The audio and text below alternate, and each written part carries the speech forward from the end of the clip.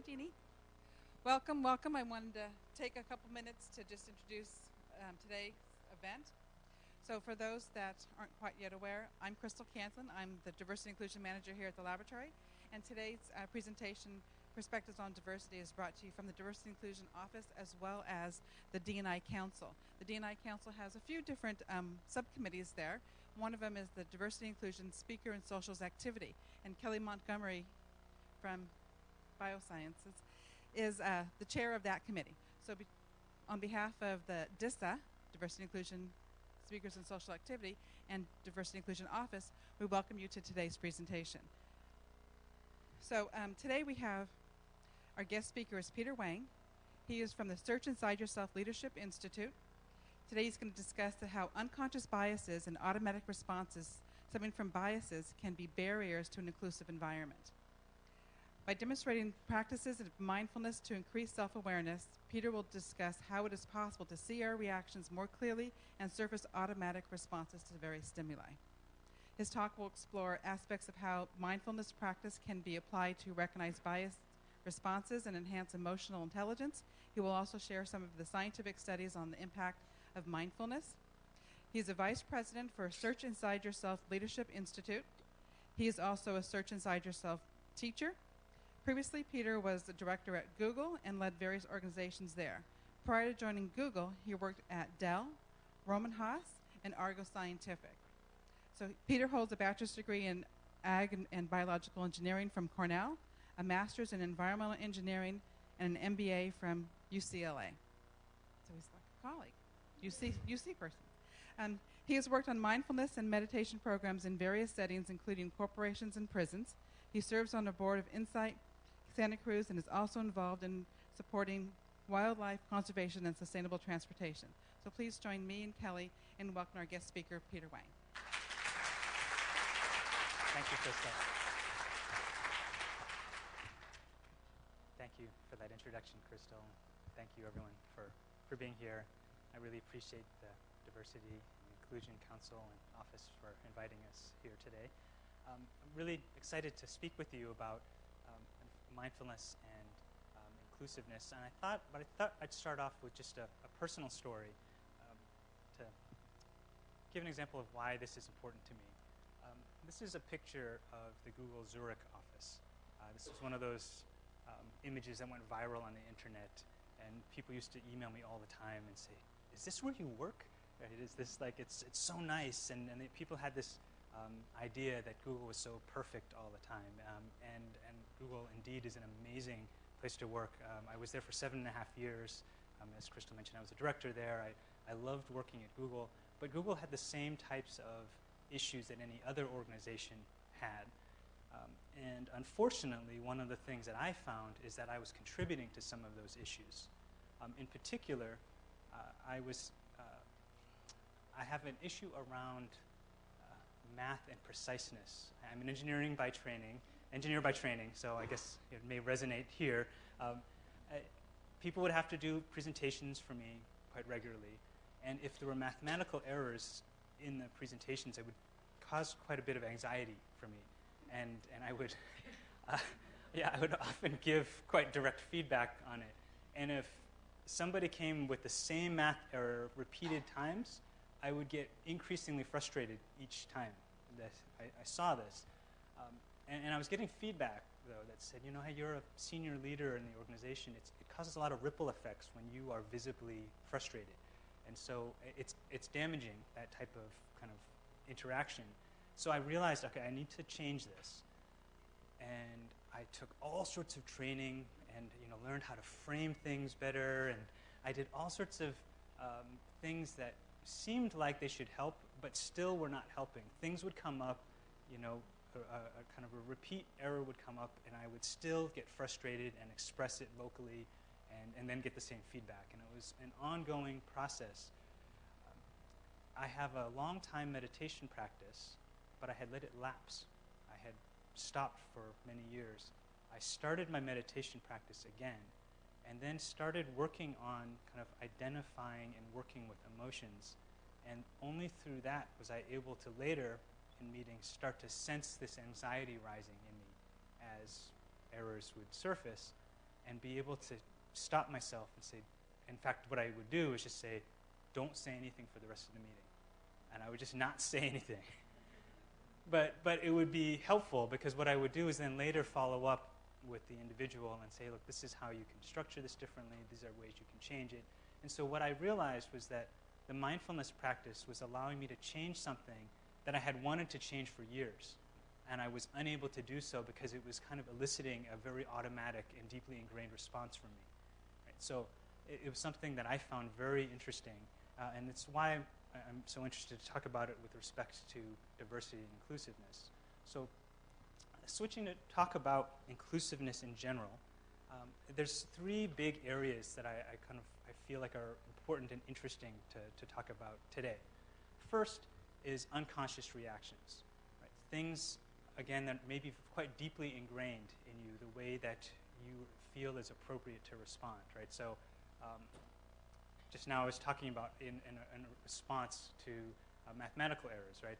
Again, I'm technical by background. Often in technical fields, it's quite appropriate to have a strong negative response to a mathematical error.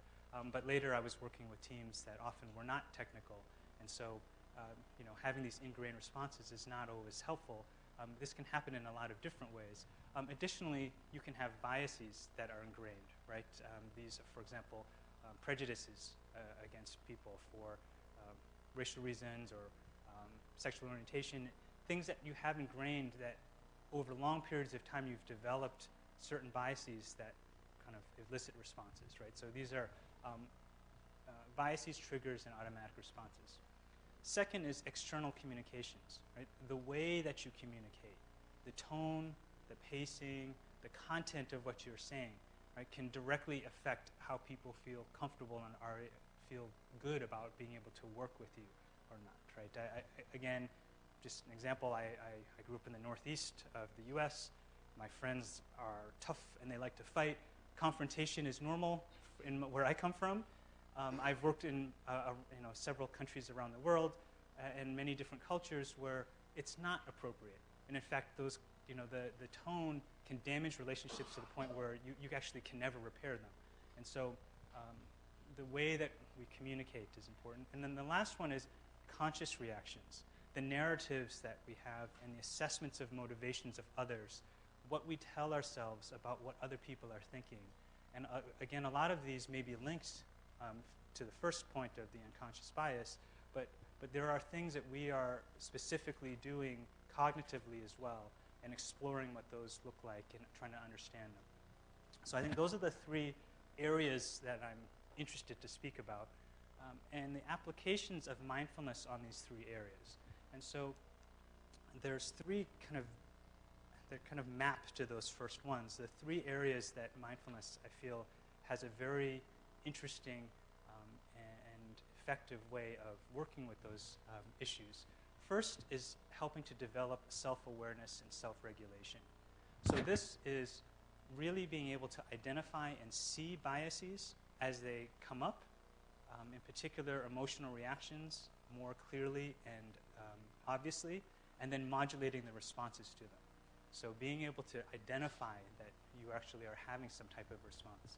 Second is working with listening and communication skills. I understand the operations team has done a lot of work around listening, and I think this is incredibly important in terms of trying to make sure people have enough space in communications, being able to improve the way you observe others, and are able to kind of understand and take in information from them.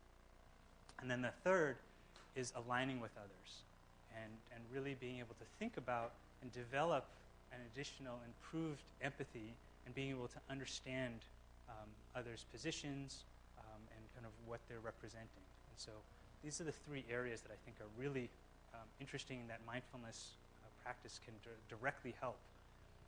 Today, because we only have an hour, I'll focus primarily on self-awareness and self-regulation, just as a kind of a walkthrough in a little bit more depth.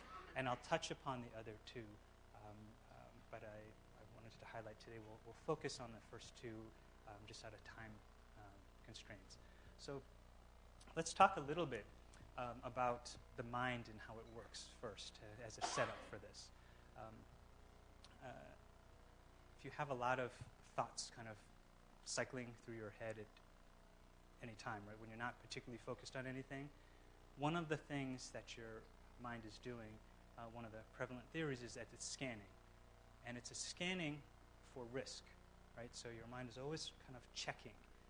And if you think about this, it's quite smart to always be scanning either in the environment or also kind of what's happening socially to make sure that you're not at risk of anything. So if you think about us as social creatures, right, even if you go back to really early times, if within the group there's some issue that happens, it's good to be aware of it, and it's good to like kind of lock in. But because of that, it's actually safer to have a negativity bias, right? It's safer to assume things are bad than that they are good, right? Because if someone looks at you funny in the, let's say, primitive caveman days, if the leader of the group has an issue with you and you assume that it's a negative issue, you are more likely to take action for yourself to help kind of remedy the issue. And so there's issues around negativity, which unfortunately influences how we perceive the actions of others, right? So it tends to skew towards the negative, which is potentially problematic for us. Now, I'm talking about scanning for risk.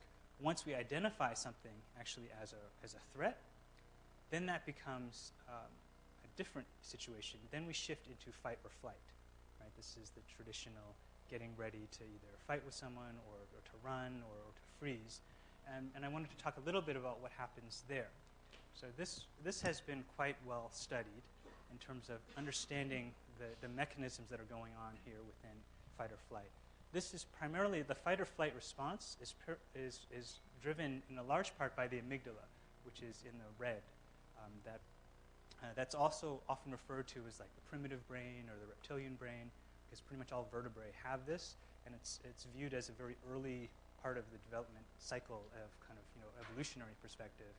This part of the brain actually will override other functions. In particular, it will override the prefrontal cortex, the kind of part of the brain that's really well developed in kind of higher order mammals. And I think we generally view this as something that really distinguishes people, because this helps control rational thinking, logic, and planning. Right? So these kind of higher order functions actually get overridden in the fight or flight response. If something is perceived and you see this as a threat, your amygdala takes over for you to take action right away. If you think about this from an evolutionary perspective, it's extremely helpful. Right? If a bear is charging at you, it's not really helpful to have logical, rational thoughts, right? Like, what species of bear is this? Like, it's not useful, right? You want to actually take action right away. You must freeze, play dead, or run away, or fight, right? You can't do anything else. So the amygdala takes over and kind of dictates your actions based on kind of emotional and ingrained responses. So these automatic responses come out right away. Now, unfortunately for us as people, kind of in society, the psychological threats we respond to in the same way as we do for physical threats. So the example of your boss saying something kind of about your work in front of your peers, or maybe one of your peers says something that seems cutting to you, and it kind of makes you or your team or your work look bad, or maybe your partner says something that you find insulting in some way. Unfortunately, we view those as the same as we would view a charging bear, and our amygdala takes over and shuts down the rational logic thinking part of our brain, the part that would allow you to come up with a very good response. So if you've ever had the experience of after a confrontation and feeling like, oh, why didn't I say this? Like something really smart, right? Or sometimes you feel like, why did I have such an outburst? I really didn't mean to say something that hard. I didn't mean to say it in that way. Right? Basically, you were not able to think at that point because your rational thinking was shut down. Now, unfortunately for us, my theory on this is that our society has evolved so quickly, right? The density with which we live at this point, it's so dense and there's so many interactions that it's very difficult for our brains to keep up with this, these constant inputs. Every email is a risk of being triggering, this it's often referred to as the amygdala hijack. There's so many opportunities for this. So one of the things that we're trying to do with our practice here and what we're talking about today is help our brain cope with this kind of onslaught of inputs. And so what we're recommending is to use mindfulness, and mindfulness as a way to really help us with working with all of these potential kind of challenges that set off these automatic responses in ourselves. And again, actually prevent ourselves from thinking clearly. So I wanted to talk a little bit about mindfulness because it's been referred to very frequently in the media, and I wanted to make sure that we get on the same page for this discussion. We're going to use the definition that was created by Jon Kabat-Zinn. So Jon Kabat-Zinn was kind of one of the pioneers of kind of bringing mindfulness into kind of the secular Western world from kind of Buddhist traditions and translating lots of different kind of old traditions into kind of straight modern practice and using them in the medical field. So he developed mindfulness-based stress reduction. He was an advisor to our curriculum. And so the definition that Jon Kabat-Zinn uses is the awareness that arises from paying attention on purpose in the present moment non-judgmentally. So a couple things to pay attention to. One is that we're looking at really developing and heightening our awareness through paying attention. So we're going to use our mind, we're going to try to help focus our mind more clearly. We have an intent, right? One of the intents we're going to talk about today is trying to identify what our unconscious biases are and try to see them more clearly. And in the present moment, we're going to try to use this training to help us kind of stay present and not spend a lot of our mental energy kind of worrying about the future or regretting the past. It's one of the challenges, I think, in terms of mental space. And then non-judgmentally, we're looking to try to just go with the experiences as they arise rather than spending a lot of energy trying to like judge them. Is it fun, or is it interesting, or is this boring, or am I doing a good job or a bad job? What we're trying to do is try to just heighten our awareness overall. So that's what we're going to do. And the reason why this is interesting is because one of the most interesting things that's come up in the past, I think, about 25 years with the advancement of technology is the concept of neuroplasticity. If you think about, I'm just scanning the room, I think a lot of folks probably may not be that far off from me in terms of age. I remember when I was young, hearing there was a kind of a feeling that like the brain is fixed, right? And in fact, I remember when I was young hearing that, you better learn things now because you're not going to be able to learn them later, right? And also, the fact, this concern about this degradation of your mind over time. And I remember being kind of stressed about this, right? One of the things that's been really exciting is that it looks like that's not true, that your brain actually is able to change over time. And the way you use your brain directly helps impact your brain. So one of the early, most famous studies was with folks who were taking the test to pass to be a London cab driver. So that test it's quite demanding. There's like 25,000 streets in London. It takes 2 to 4 years to successfully pass the test. You have to memorize all these different routes within the city of London, right? Which I used to live in the UK. It's got all sorts of like one-way streets, and it's a pain in the neck to get around. Folks who successfully pass the test, the hippocampus in their brain, which is the part that takes care of spatial awareness, that was larger and more active. So they actually physically changed their brain through the way that they use their brain and the way they train their brain. So that's one of the things that became really exciting to see, that this actually can change over time. And meditation has some really interesting effects on this, because one of the things that's interesting about meditation is that you're constantly, repeatedly working on training your attention. So what does that, what are some of the things that actually it does? One is a study I wanted to share with you from 2007. They wanted to understand effect on what we were talking about earlier, this amygdala response.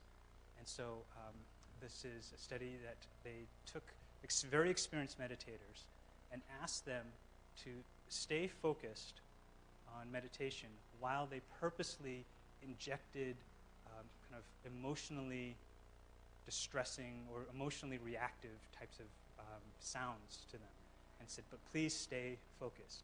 And so, for example, one of the things that they did was play the sounds of a woman screaming, right? And so they knew that they were getting these things that were emotionally reactive, and then, but trying to stay focused. The thing that looked really exciting is that the meditators, and the more experienced in meditation that people were, actually the lower the overall amygdala response was. I've seen some of these from different studies where they look at the time over the very short amount of time. And the graph tends to look like this. People who meditate a lot may have a very initial high spike. They're quite aware. And so when something comes in that's emotional, they may have a very high response off the amygdala right away. And then it degrades quickly. They come back. Whereas a lot of times, if you look at the graphs for someone who has not meditated for a long time, or, I just think of myself sometimes, I get some stimulus, and I actually stay elevated for quite a long time, right? I distinctly remember times being mad for a whole day, or over something. So meditators are able to kind of get back down to baseline very quickly. And so this was really exciting for me to see, because if you think about this, we were talking about how the amygdala response is a very deeply ingrained, it's called the primitive brain for a reason, right? It's very deeply ingrained and overrides other functions. So the fact that this actually can be modulated, I thought was incredibly interesting. Now, one of the other impacts, we were talking earlier, I was talking about gathering more information, being able to absorb more information from other people as you interact with them. The next study I wanted to talk about was a study looking on the concept of attentional blink. In fact, I thought we would just do the study together, just quickly. And so what this study is, you'll see a series of letters flashing in front of you on the screen. And interspersed, there will be some numbers. And so the test is to see how many numbers do you see that come through, right? So in a series of letters, periodically, occasionally having numbers interspersed in there. And so actually, we'll run it now, so please just pay attention. Look out for the numbers within the letters.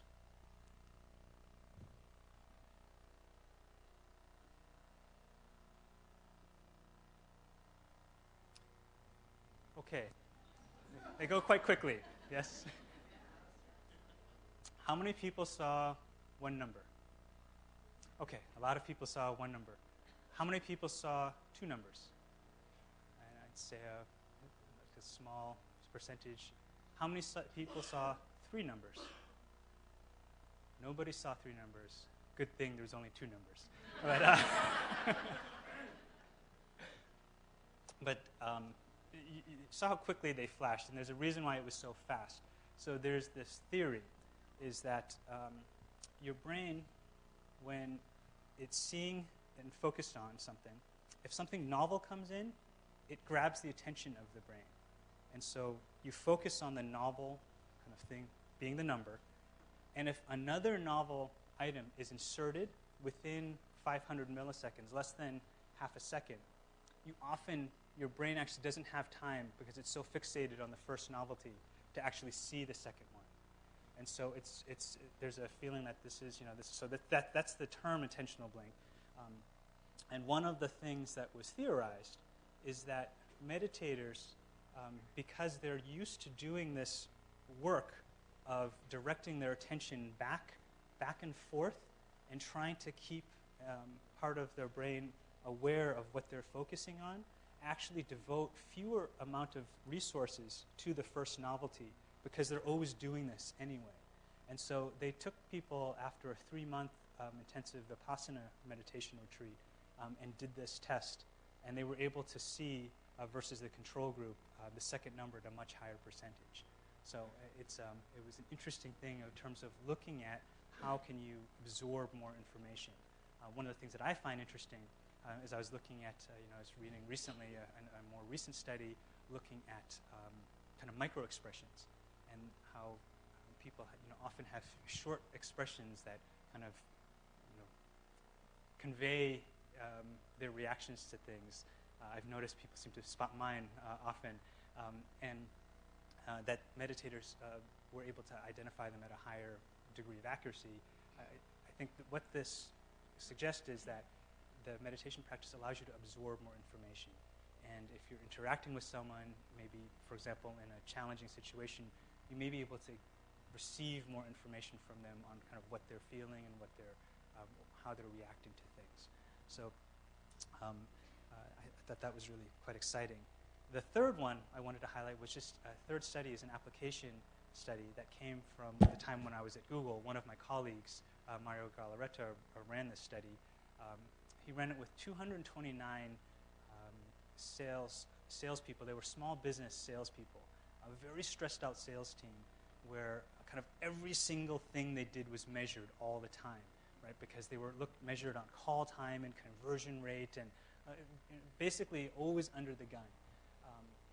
And trying to understand what does this mean for to introduce meditation to a group like this. So it was 229 people who went through 8 weeks of meditation, kind of a daily meditation practice.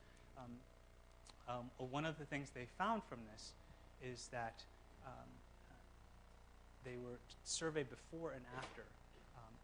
I am able to pause before reacting. To this question, I am able to pause before reacting. The baseline beforehand was 30% said that they were able to pause before reacting. After the 8 weeks of meditation, it was 68%.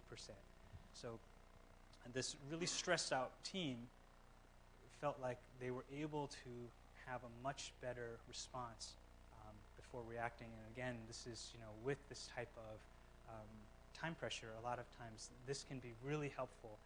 And we'll talk about this a little bit later in terms of how you are able to express yourself well and how you're able to let yourself not have emotional outburst type of reactions or allow yourself to have a reaction that's more in line with the way you really like to express yourself. And this can have implications on your interactions. They were customer facing, so your interaction with the customers, but it can also have profound implications for how you interact with your peers. So those are the studies that kind of, I wanted to just give a quick overview of some studies that have really interesting impact. And from that, I wanted to talk a little bit about self-awareness and what we're going to do with this. So, it looks like there's some interesting effects that meditation has in the brain. And now I wanted to shift into kind of application and talk a little bit about why are we doing this. So, some of the things that we're thinking about is we're trying to, we're trying to get a bit of a more accurate view of ourselves, right? And understand kind of where we are correctly. And actually, oftentimes it's maybe the reverse, right? Maybe we're actually, we have a lot of skills and we're viewing ourselves, diminishing ourselves. But one way or another, we're trying to understand what's going on within ourselves in a more accurate manner. And the analogy we like to use is that of a snow globe, right? And so earlier we were talking about, the scanning mind. You have lots of thoughts cycling through all the time. If you're always scanning like that, you always have tons of thoughts, it's like having a snow globe that's stirred up.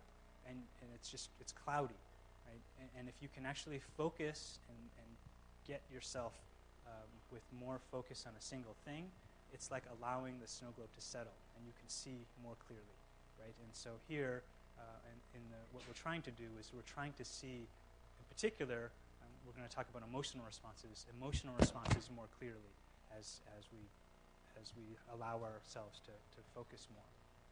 The other analogy that I'd like to use here is one of resolution. We're trying to see a little bit more clearly instead of having things be blurry.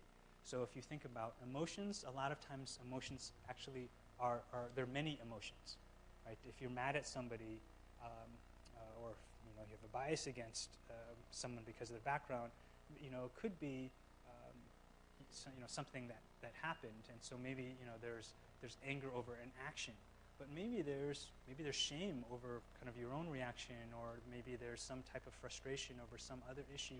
There's actually a lot of emotions often that are linked together, and being able to see them will allow you to understand your own reactions more clearly.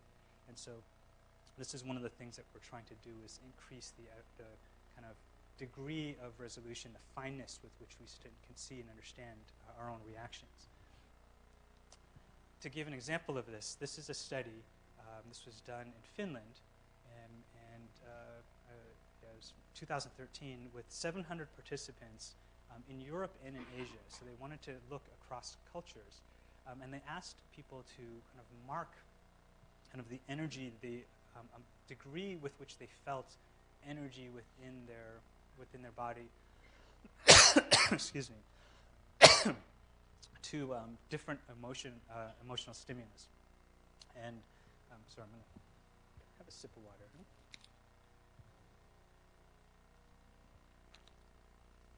So this is reporting kind of how they felt in their body.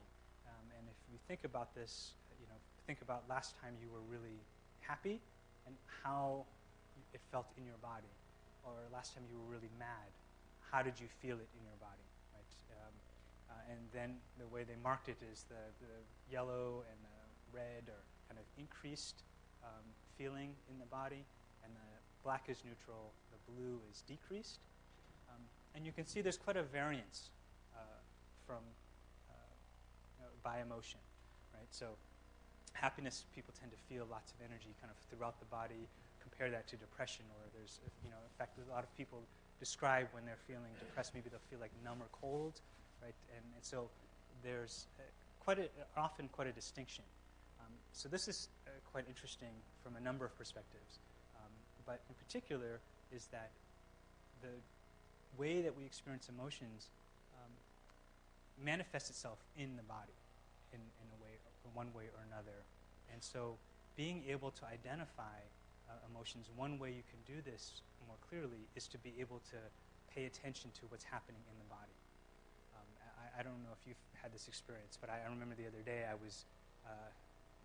there was something that I was kind of unhappy about, and I was having a discussion with somebody about it. I didn't want to be mad about it because it felt like it was trivial, and I felt petty to be unhappy about this thing. And I was talking with this person, and this person was like, "Why are you getting so mad?"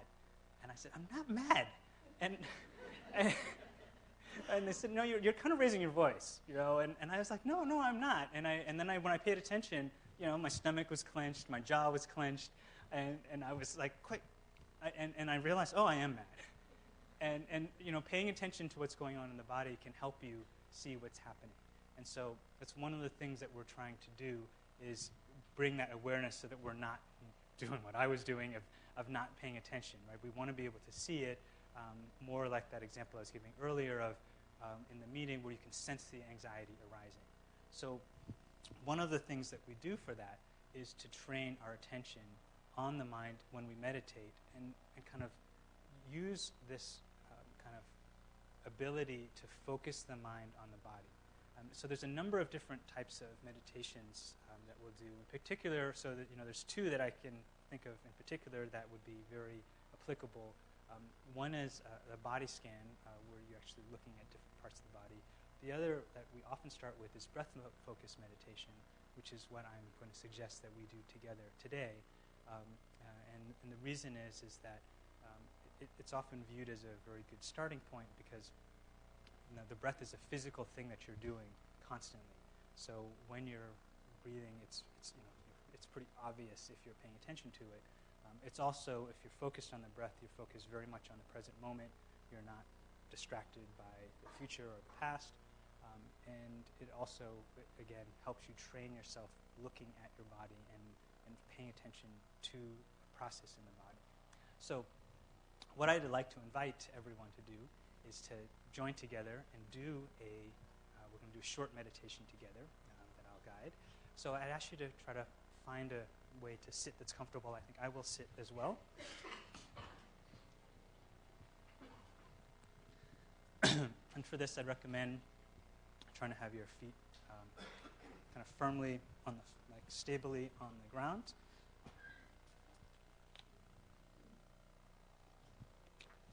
Your hands can be kind of on your lap or however, whatever seems comfortable. Try to sit in a way that allows you to be kind of upright, and you want to be kind of alert but relaxed, right? And then you can close your eyes if that feels comfortable. If you'd prefer to keep your eyes open, I suggest looking down and not focusing on anything in particular. Kind of a soft gaze down. And let's try to settle here, and let's start with just taking several deep breaths to settle.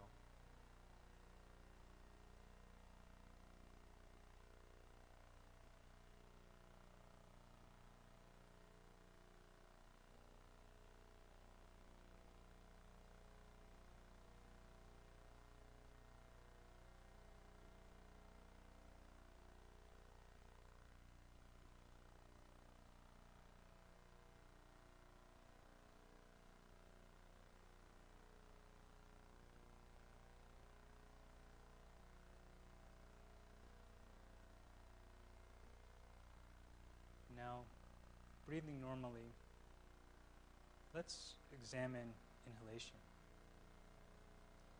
Please just notice the feeling on each inhale of how it feels as the air enters your nose or your mouth. And see if you can feel the sensation of the air passing into your body each time you inhale.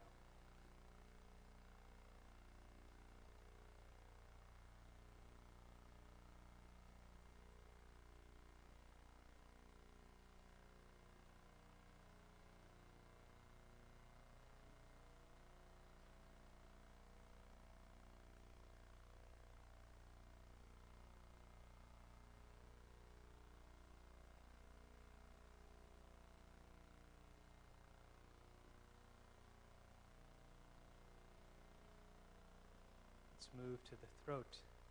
And each inhale, see if you can sense the air as it passes by your throat.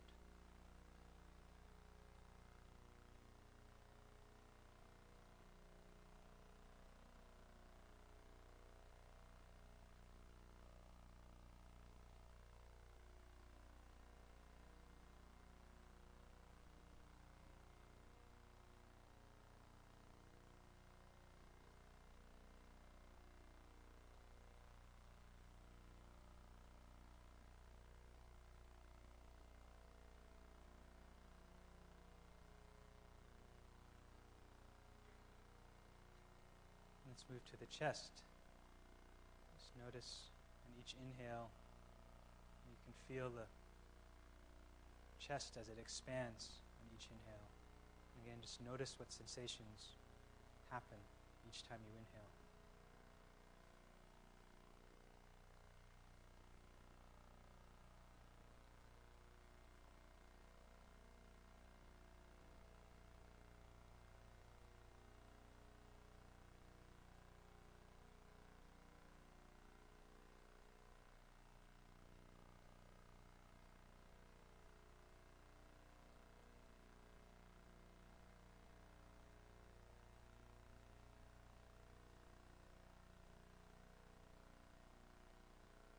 Let's shift our attention to exhalation and do the path from the reverse.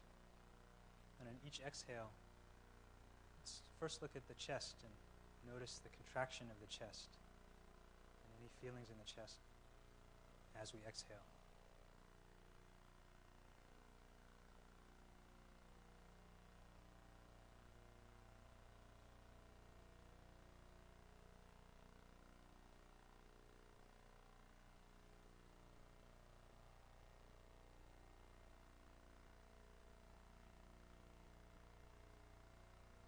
Move to the throat. You notice the sensations of the expelled air as it passes by the throat.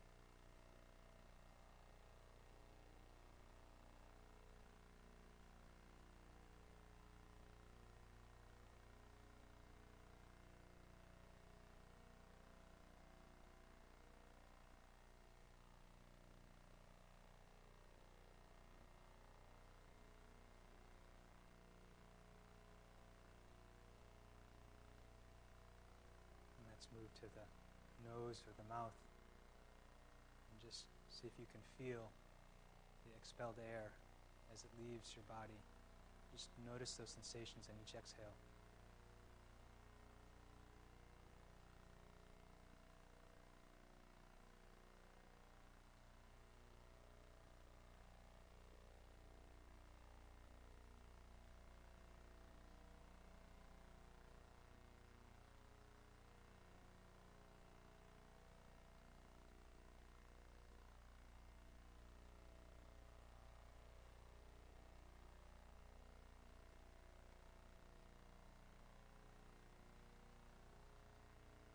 Now that we've looked at inhalation and exhalation separately, let's combine them and look and follow the entire path of the breath.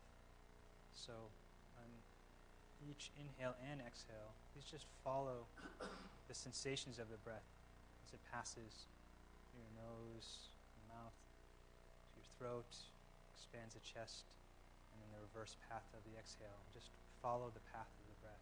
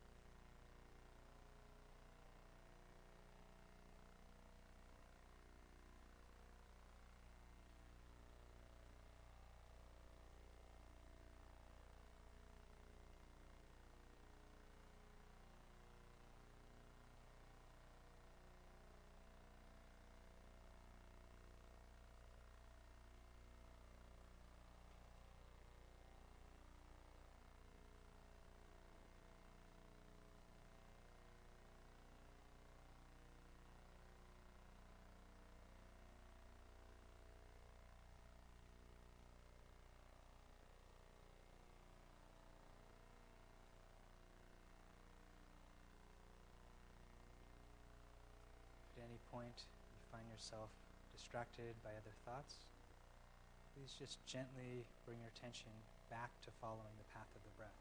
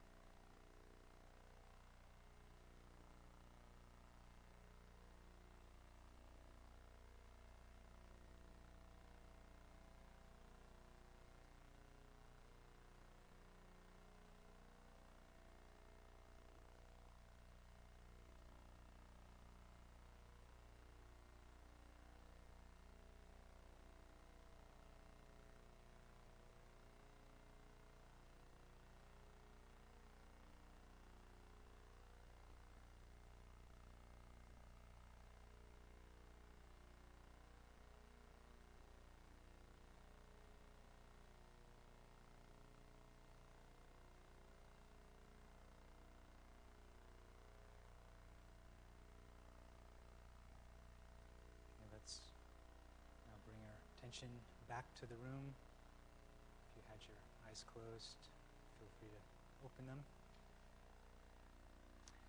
Thank you for joining me in a short guided meditation. Actually, I was not paying close attention to time. I think it was about 9 minutes. But this type of practice, we're trying to keep bringing our attention back to our breath. I usually like to stop for Q&A. I think what we'll do is I'll wrap up our presentation, and then we can talk about anything. But if we want to talk about meditation practice, maybe just think about if you had a question in your mind. We can talk about them at the Q&A. But I thought I would just check, did anyone find themselves getting distracted by other thoughts?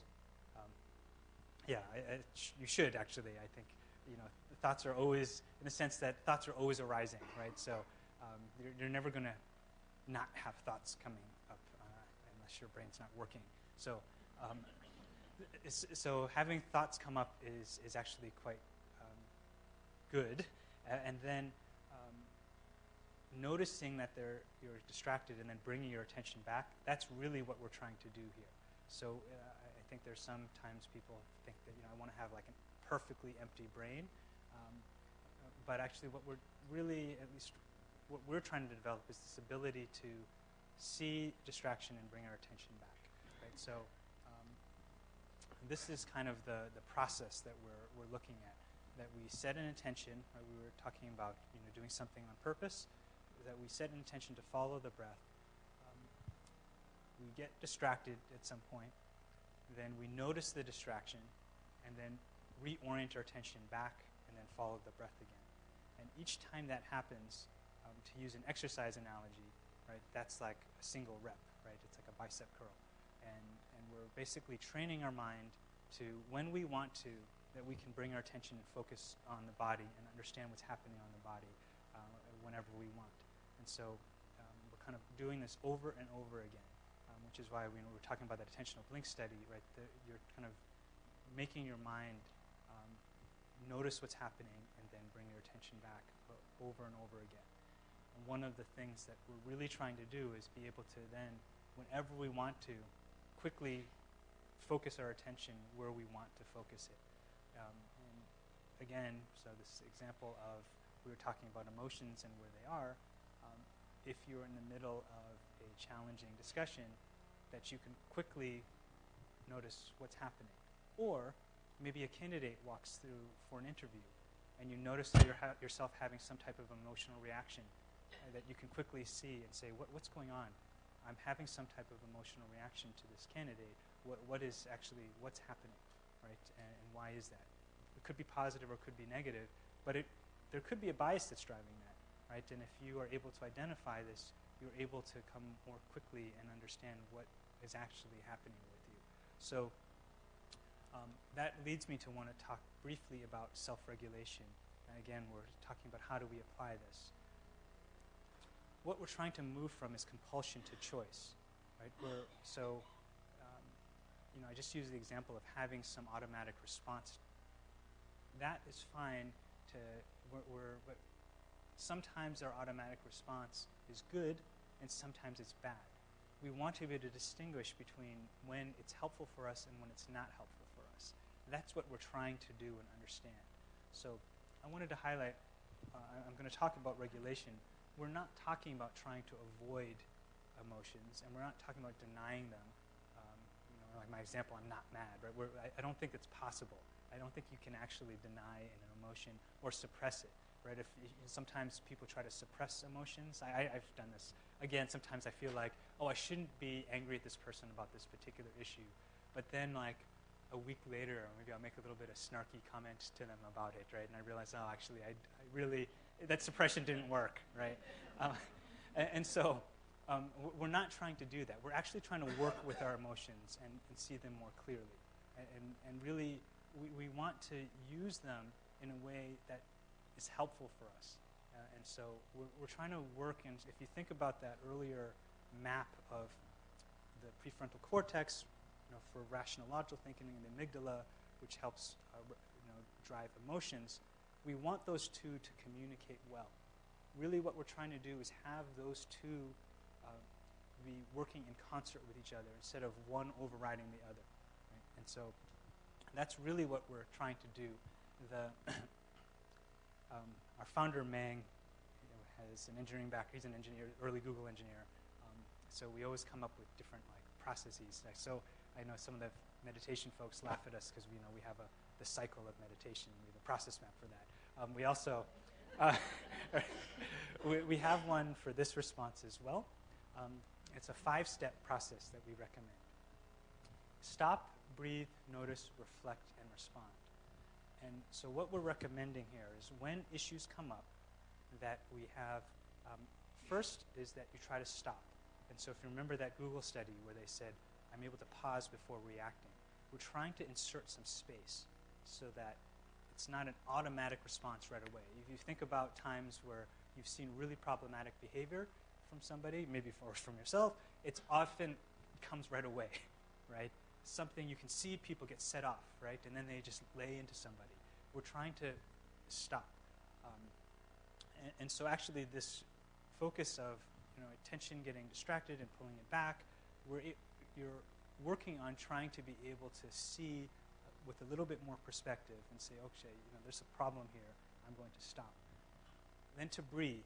And so this is why we're doing breath-focused meditation. I mentioned earlier, it brings you to start looking at what's happening in the body, also present moment, and also breathing also can really help the situation sometimes. If you really just take a couple breaths, you will feel calmer. Then to notice what's going on. And so we mentioned earlier, again, emotions, you can sense them in the body. And so you can see, am I having an emotional response on this? You can also notice, are you having certain thoughts that are arising, or certain feelings that you're automatically having? And then to reflect on them and try to understand, where are these coming from?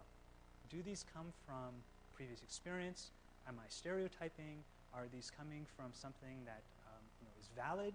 And just understand where these are coming from, right? I know I've had experiences where, as I reflect, I've created a story around an individual's contribution in, let's say, in a meeting, and actually it was just a story. I created the whole story, and it was, when I actually reflect on it, it was not true. They were not attacking me. They were not always on my case. They were stating a fact, and a fact that I did something wrong, but it was not something that was malicious. And so understanding that and trying to do that before responding. And so what we're doing with our practice is kind of prepping us for this. So the meditation practice helps us develop that. And one of the things that becomes really interesting is experimenting with this in different applications. So sometimes you have the luxury of time, right? And an email comes through, you don't have to respond right away. But sometimes I have typed it up right away and then realized, whoa, maybe I better stop, right? And you can sort of stop. Other times, you're right in a discussion and people are looking at you like, what are you going to say? The continued practice of this can allow you to run through this list very quickly. And so you can run through it and really quickly say, oh, wow, I am having some type of response. And sometimes that'll even allow you to be able to respond very well. I remember a colleague of mine had an amazing response. It was this incredibly aggressive person who was basically always yelling at us. And we were always just suffering it. And this person yelled at my colleague, and I talked to her later, and she said, oh yeah, he did. And I said, and she noticed her response, and she said, you've got me so angry right now that I cannot respond properly to you. So let's talk about this tomorrow. And then he never did it to her again. And the rest of us were like, oh my God, that is such a great response, right? But basically trying to understand what's happening. And so she noticed her response and then was able to respond in a way that worked very effectively. So that's what we're trying to encourage. We're roughly out of time, so I'm going to close and wrap up in terms of a couple key things to think about. We did a very brief introduction today in talking about how mindfulness can be applied on self-awareness and self-regulation. There's a couple things around this, right? We're trying to identify our emotions more clearly, and then we're trying to use kind of the rational thinking and emotions together to modulate our response. So we're trying to come up with a response that seems really consistent with what we believe in and also appropriate to the situation that we feel good about. We talked, again, I mentioned that was going to be our main focus. Listening communication skills. We shared a little bit about studies and ways that you can actually get more information as you're listening through kind of practice of mindfulness. We also have some practices that directly work on trying to help listening, similar to some of the operations work that's been done here. And then aligning with others, there are other practices that specifically focus on looking at identifying similarities and trying to be able to support people in a better way. And so I thought I'd highlight there are many different types of practices that are kind of encompassed within what we usually talk about. Some are dedicated practices like what we did today of like the sitting meditation where you're just focused on a specific purpose. One that we didn't get to cover today would be the compassion meditations, which would be really for developing kind of empathy and being able to work with others. I think those are a really critical thing of being able to help for collaboration. And then there's integrated practices of things that you can try to work into kind of your daily life. And so, that our SBN and RR kind of process, or things like the way that you listen.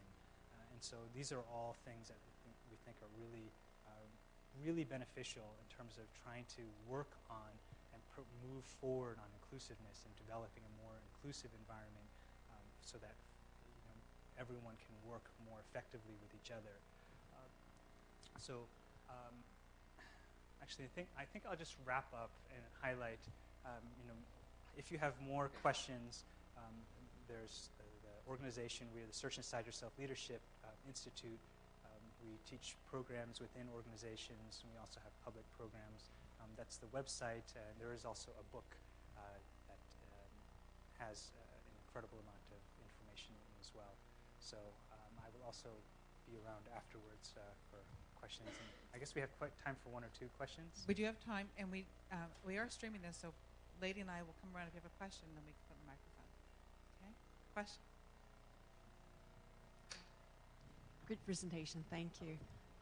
The question is, how many times should one meditate per day to reach this mindfulness state? Is there a number of minutes consecutive or many times? Oh, that's great. That's such an engineering type of question. That's great. That's great. First, the comment I'll just make is that we generally recommend just starting with what you're comfortable with and where you're at. In fact, sometimes we recommend just starting with one breath if that's what makes the most sense, right? And starting at a time that makes the most sense for you. A lot of people find early morning easier, or at the evening, and then just kind of incrementing up from that. A lot of the studies were done with a time around 20 minutes a day. So that's why I'm laughing, because at Google, a lot of the engineers, I think, would often target 20 minutes a day because they're like, oh, well, those studies were around 20 minutes. So that's, but yeah, I think we recommend just really starting from where you're comfortable and then just continuing to increment up from there.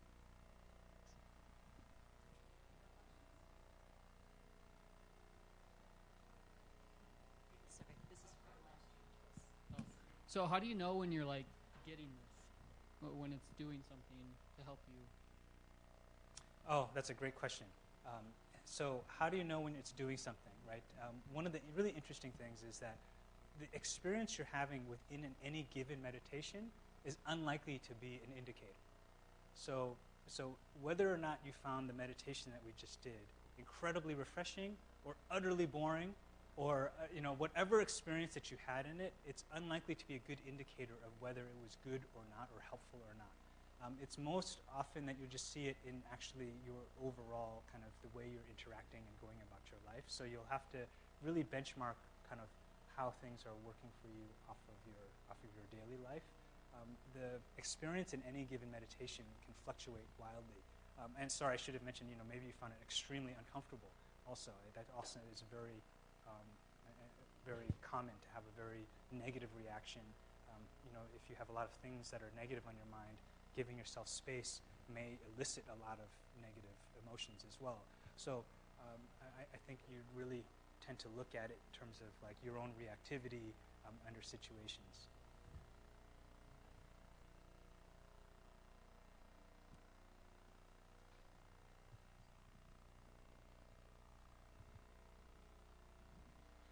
Thank you. I use the Buddhify app, and I noticed G-Pause, which I've never heard of before. I think sometimes it's helpful to have tools. Are there specific things you recommend? Yes. So G-Pause actually is an internal, that's within Google. Google developed a whole series of different programs that help support meditation practice, and so that's what that was referring to. Yeah, there are an enormous number of apps that are out there. Buddhify, Headspace is one. We've recently been developing an app. We have guided meditations on our website. There are a lot of different things that I'd recommend. I'd also suggest if you can find other folks to meditate with, it's really helpful to have groups to support kind of practice, kind of like going to the gym together. So, yes.